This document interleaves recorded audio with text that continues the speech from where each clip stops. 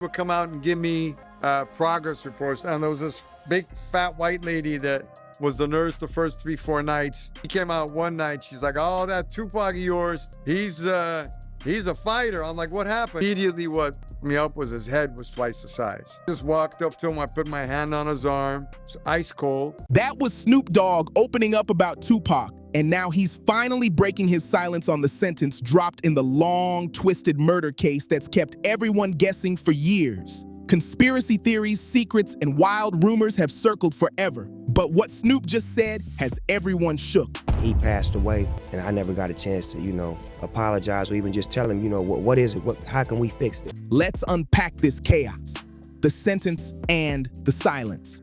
On September 3rd, 2025, inside Clark County District Court, Judge Natia Accra handed down a 16 to 40-month prison term to Dwayne Keefe D. Davis for felony battery by a prisoner and a misdemeanor fight challenge. This all came from a nasty brawl in December 2024 with another inmate, Lon Hamilton, inside Clark County Detention Center, where Keefe D's been stuck without bail since September 2023. The judge ruled that the time would run concurrently, giving him credit for about 7 months and 22 days already served, basically saying, "You made your bed, now lie in it." She said straight up that the sentence fit the situation, especially since it all went down while he was locked up.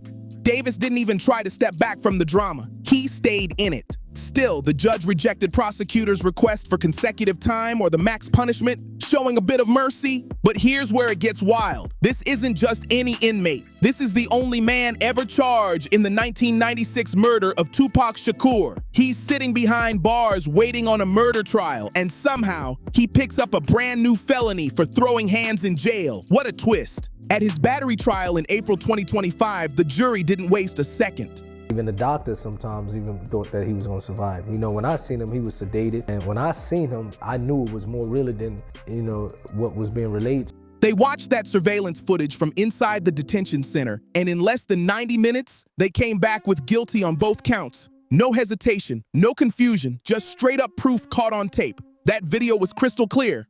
To Hamilton and landing the first blows, to Hamilton and landing the first blows, no question about it. The district attorney lined up 4 witnesses to lock in the story.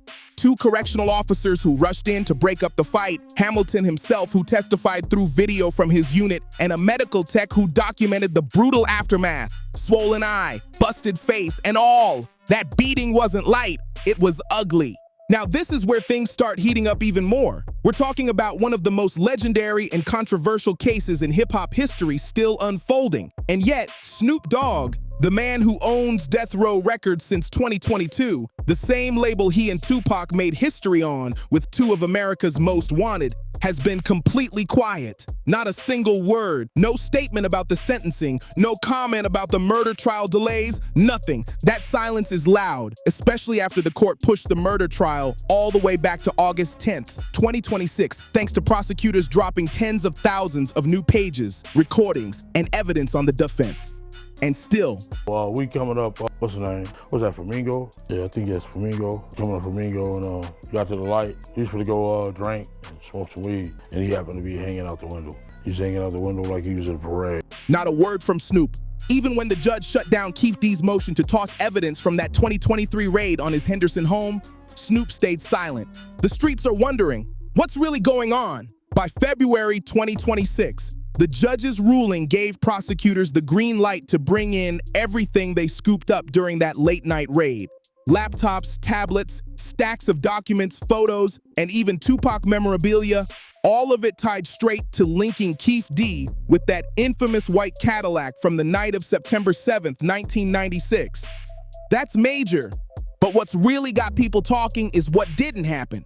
Snoop Dogg said nothing. No posts on Instagram, no tweets on X, no interviews, not even a single mention on his Twitch streams, which he'd been hosting multiple nights a week while these court rulings were dropping. It wasn't just him laying low. This silence became a pattern. From September 2025 all the way through February 2026, he didn't touch the topic once. His feed during that stretch? Pure business and good vibes. New music drops, shout-outs to the Death Row catalog, gaming streams, football clips from Swansea City AFC, weed brand updates, and family content. Not one hint of commentary about the Tupac case, nothing but regular life while the internet exploded with theories. Then came Reggie Wright Jr., the former head of security at Death Row Records, who kept it real when people pressed him about Snoop's silence after Keefe D first got locked up in 2023. Reggie said straight up, most rappers were doing the same thing, playing the quiet game, because nobody wanted to pick a side in a case this unpredictable. Everyone's watching, waiting, and wondering how this story's gonna end. But Reggie didn't hold back. He drew a hard line and called it like he saw it. He said straight up, if you're gonna stay silent on the court stuff, then you can't be out there screaming Pac's name on stage just to hype up the crowd. That hit deep. That clash between staying quiet about the legal mess and staying loud about Tupac's legacy, that's the real tension at the heart of everything right now. And to really understand the weight of what Snoop's been dodging, you gotta rewind to the night that started it all. September 7th, 1996. The night hip-hop changed forever. Tupac Shakur and Suge Knight rolled into Las Vegas for the Mike Tyson versus Bruce Seldon heavyweight title fight at the MGM Grand Garden Arena. Tyson took Seldon down in just 1 minute and 49 seconds. After that knockout, the energy in the building was wild. Generally, I think they all been respectful to the family and allowing Seth. I really believe there's a lot of people staying quiet. Because number one, and Snoop, because of that, he putting no lights up in the air talking about shout out Tupac, because you can't support him in a situation like. While still inside the MGM Grand, Tupac and the Death Row crew spotted Orlando Anderson, a 21-year-old from the Southside Compton Crips, chilling in the lobby near the elevators. That's when Trevon Trey Lane, a mob Peru blood who was tight with Pac Circle, pointed him out. Trey said Orlando was one of the guys who had jacked him earlier for a Death Row Records gold chain at a Foot Locker in Lakewood, California. Right there, in that moment, the tension sparked that would lead to one of the most shocking nights in music history. Just a couple months earlier, in July 1996, Trey Lane had already told Pac about the whole situation. And when Tupac saw Orlando Anderson that night, he wasted no time. He walked straight up to him and asked, "You from the South?" Then swung first. In seconds, it turned into a full-on brawl. The Death Row crew jumped in too, fists flying, kicks landing, stomps everywhere. The whole thing was over in less than 30 seconds before casino security rushed in and broke it up. The MGM surveillance cameras caught everything crystal clear. Every punch, every move. Anderson took some serious hits, but never went to the cops about it. Still, the Las Vegas Metropolitan Police Department, LVMPD, tracked him down later using that same footage, plus witness statements from MGM employees and people who saw the chaos unfold right there in the lobby. That casino beatdown set off a chain of events that nobody could ever undo. Later that same night, around 11:15 p.m., Tupac and Suge Knight were cruising down East Flamingo Road, pulling up to a red light at Koval Lane, right in front of what used to be the Maxim Hotel. For whatever reason, I do believe Tupac and Snoop would have rectified their relationship, or it would have been worked out from that particular situation, but it hadn't been. Out of nowhere, a white four-door Cadillac slid up next to the passenger side of their black BMW 750IL. The rear window rolled down, and the shooter opened fire with a .40 caliber Glock. At least 12 or 13 shots rang out in seconds. Rapid, relentless, like time froze right there in Vegas. When LVMPD arrived, they recovered 13 shell casings from the ground, all matching the same extractor and ejector marks. Proof it all came from one gun. Tupac was hit 4 times, 2 shots to the chest, one tearing through his right lung, one in his right arm, and another in his left side. The scene was pure chaos, flashing lights, sirens, and one of the darkest moments in hip-hop history. Suge Knight caught a graze to the head from flying bullet fragments, barely missing something fatal. The .40 caliber Glock used in the hit was never found, even after cops swept the entire area.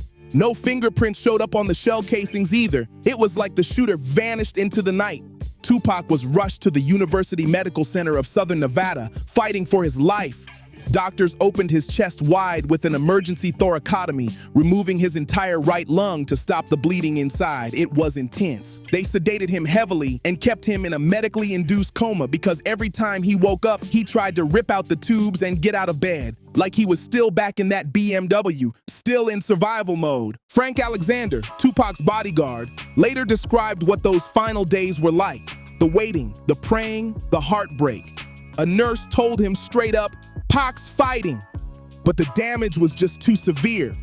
By the fifth night, when Frank finally walked into Pac's hospital room, the reality hit hard. Tupac's head was swollen from fluid buildup on the brain, his body wrapped in white gauze from every bullet wound. When Frank reached out and touched Pac's arm, it was cold as ice. The fight was over, and the world would never be the same again. Reggie Wright, who stopped by the hospital several times during those heartbreaking 6 days, later revealed how different things really were compared to what people were being told. He said the family was holding on to hope, and even some of the doctors thought Pac might pull through at first. Everyone wanted to believe he'd fight his way back like he always did. But when Reggie saw Pac with his own eyes, he knew the truth. It was way worse than anyone on the outside realized.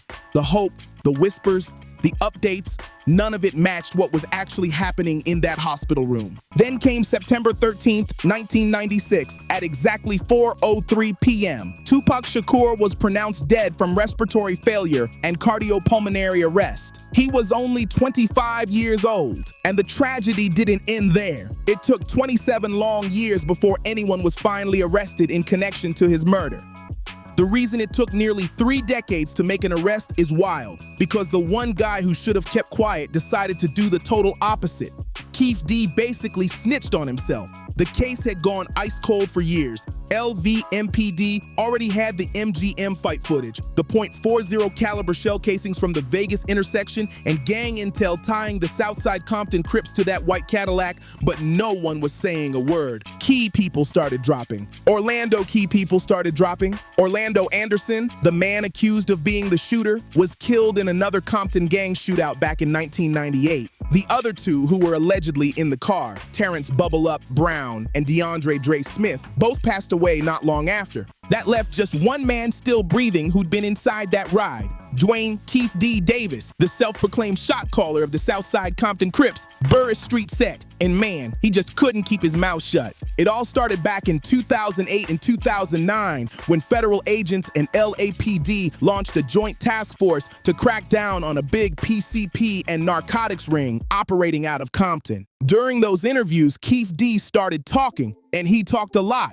under an informal deal that said his words about the Pac situation couldn't be used directly against him. He sat face to face with LAPD homicide detective Greg Kading and spilled everything right there. Across that table, he laid out the entire story. The car, the crew, the plan, and the moment shots were fired. What was once street legend suddenly had a voice behind it, straight from the man who claimed he was there. Keefe D came right out and said it. He claimed he was riding shotgun in that white Cadillac the night Tupac was shot. He told investigators that Orlando Anderson was the one in the backseat who pulled the trigger, saying it was all payback for the MGM beatdown. Straight up revenge. Detective Greg Kading later dropped all those details in his 2011 book Murder Rap, quoting Keefe D word for word and confirming that the entire interview was caught on tape. Then, in 2009, Keefe D doubled down, sitting with Las Vegas Metro detectives again and walking them step by step through exactly how that night went down. He didn't hold back. He owned his part, his position, and his presence in the car. But he didn't stop there. He went public. In 2018, he popped up in the BET docuseries Death Row Chronicles and later sat down for long, open interviews with Vlad TV, where he laid out the whole story like a movie script. Minute by minute, he described spotting Tupac's black BMW at the red light, pulling up beside it, and the gunfire that followed. In one clip, Keefe D even bragged about being the shot caller who set the whole thing in motion right after that lobby fight. On Vlad TV, he painted the picture vividly. The Cadillac rolling up smooth next to Pac's BMW, the windows down, the city lights flashing off the chrome, and Tupac hanging halfway out the passenger window, smiling, acting like he didn't have a care in the world. Seconds later, everything changed forever. By 2019, Keefe D decided to make it official. He wrote it all down, like a badge of honor. He dropped his memoir, Compton Street Legend, and detailed everything like it was a war story. In the book, he said he was sitting in the front passenger seat, that he grabbed the gun from one of his homies and passed it to the back, then watched the shots fly from there. He didn't just hint. He named everyone who was in that car and even mapped out the exact route they took after speeding off from the scene. The wild part, the details in his story lined up perfectly with unpublished evidence from the LVMPD case files, things only someone who was actually there would have known.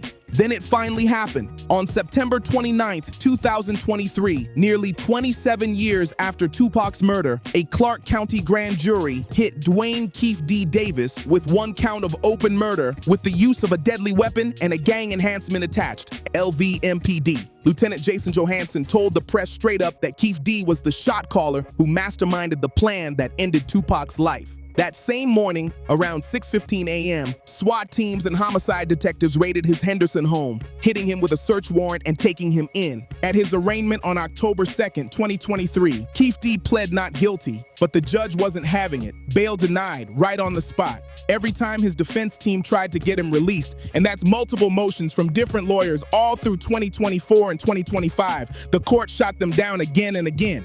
The reason stayed the same every time. The charge was too heavy, his history as a verified gang shot caller too serious, and the risk he might intimidate witnesses way too high. The man who couldn't stop talking finally found himself silenced, this time by the system itself. Catching a murder charge might be one chapter, but the story of Snoop and Tupac's bond before those bullets flew is a whole different book. To really understand why Snoop's silence now hits so hard, you gotta know what these two meant to each other back then. The loyalty, the music, the brotherhood, and the fallout that tore it apart. I know Snoop has been purposely trying to rewrite history. That's the only problem I have with Snoop, is that he's trying to rewrite history concerning Tupac. When Tupac signed to Death Row Records in late 1995, Snoop was already the top dog on the label. Suge Knight had just dropped $1.4 million to bail Pac out of Clinton Correctional Facility, and as soon as Pac hit freedom, he and Snoop went straight to the studio. They locked in at Can-Am Recorders in Tarzana and other death row spots, turning late nights into West Coast history. One of their biggest collabs, 2 of America's Most Wanted, landed on Pac's All Eyes on Me double album in February 1996. And it instantly became one of the hardest, most iconic tracks the West Coast ever produced. The video, directed by Gobi M. Rahimi, showed them as outlaw partners in a prison break-style flick. 2 legends playing rebels against the system. Snoop also blessed the project with fire verses on other tracks like All About You with Nate Dogg and Drew Down.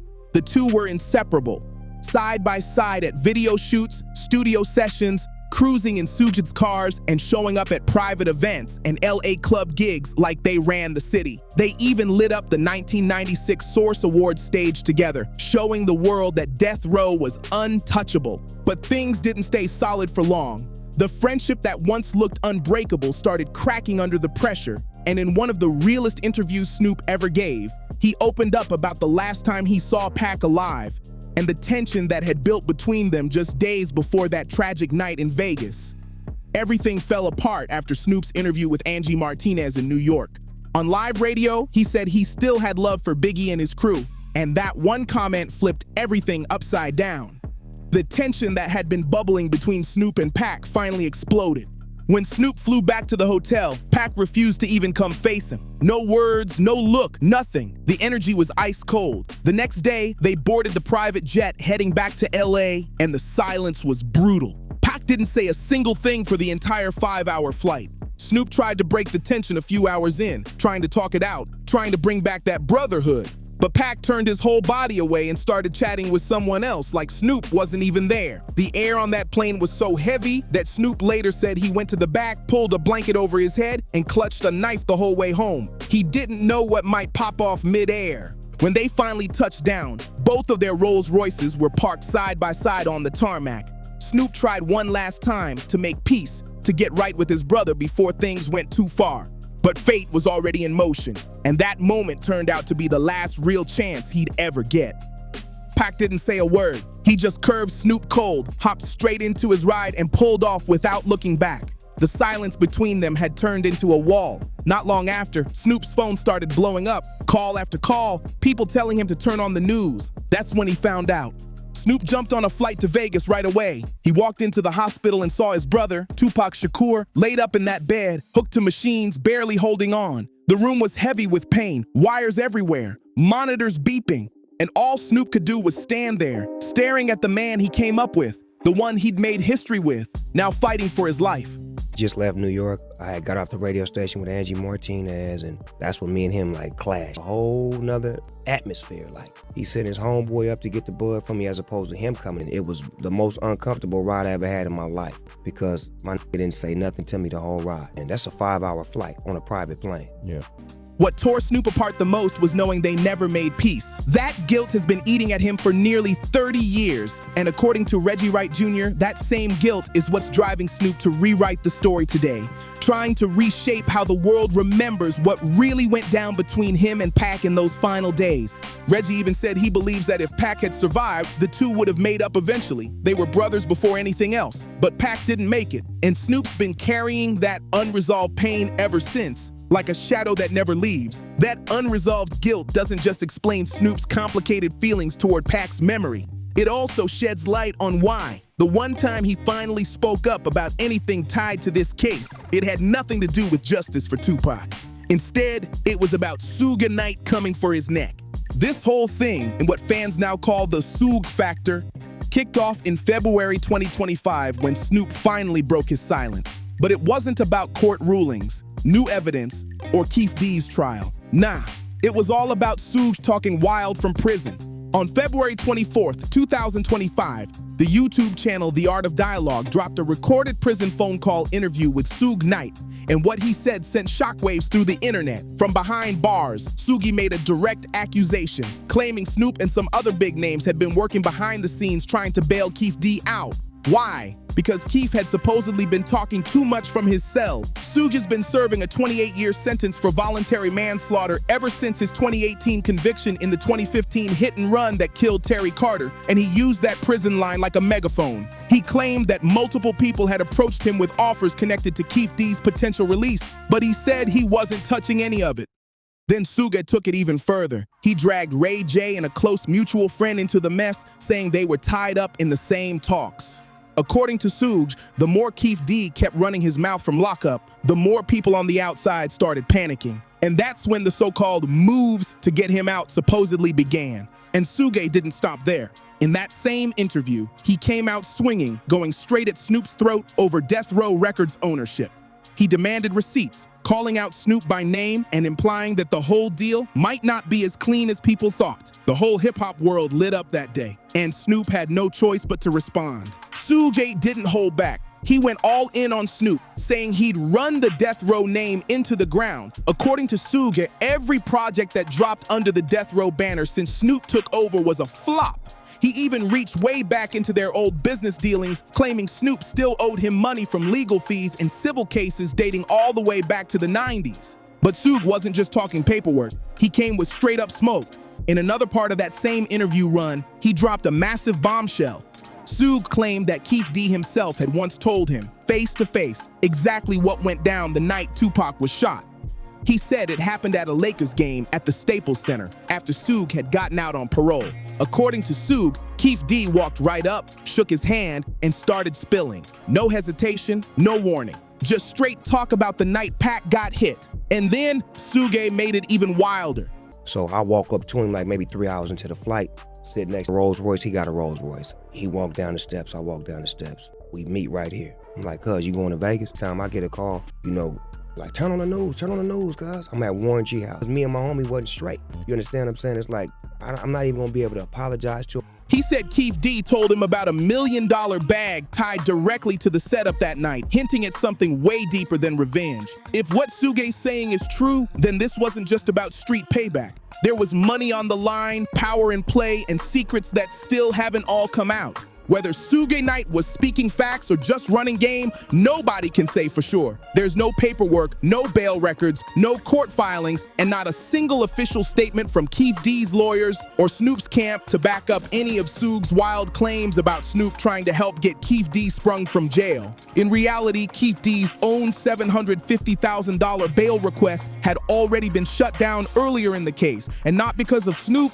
but because of questions about where the money was coming from. None of that Suge talk ever showed up in the actual legal files. What is documented, though, is how Snoop fired back. Within 24 to 48 hours of Suge's interview blowing up online, Snoop slid right into the comment section under a clip from The Art of Dialogue on Instagram and dropped one line that lit up social media, his exact words, "And now won't stop talking about me mad cause I own death row. I realize your real lies." That was it. One cold, calculated sentence. No follow-up video, no interview, no extra shade, just one line and then silence. He made it crystal clear that he saw Suge's comments as nothing but jealous noise. Bitterness over the fact that Snoop now owns Death Row Records. Within hours, outlets like Complex ran the story, framing Snoop's clapback as a quick, clean dismissal. They said Suge's words were all emotion. No evidence, no substance, just old grudges bubbling up from behind bars.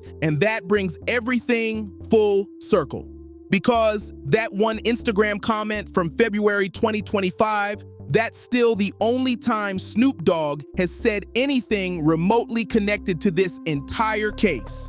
Nothing on Keefe D's September 2025 sentencing. Nothing about the trial delay to August 2026.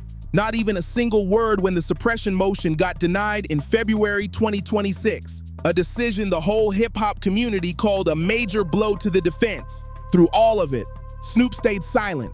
One line, one post, then nothing but dead air. Meanwhile, the man who now owns Death Row Records' entire legacy, the catalog, masters, name, logo, and trademarks, is still moving full speed ahead. After scooping it all up from MNRK Music Group back in January 2022, Snoop Dogg has been pushing remastered anniversary editions of Tupac's albums, signing new artists to the revived Death Row label, and performing Pac's classics at festivals and live shows across the globe.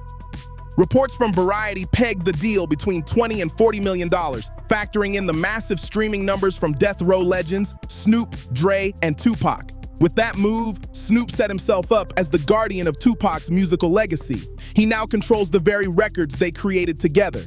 And while he profits from Pac's art and keeps the legacy alive on stage, he stayed completely silent about the legal fight that might finally bring answers to how that legacy ended in blood on the Vegas Strip. 4 bullets, a black BMW, a young icon gone too soon, Tupac Shakur, dead at just 25. And now, nearly 3 decades later, the murder trial is locked in for August 10th, 2026.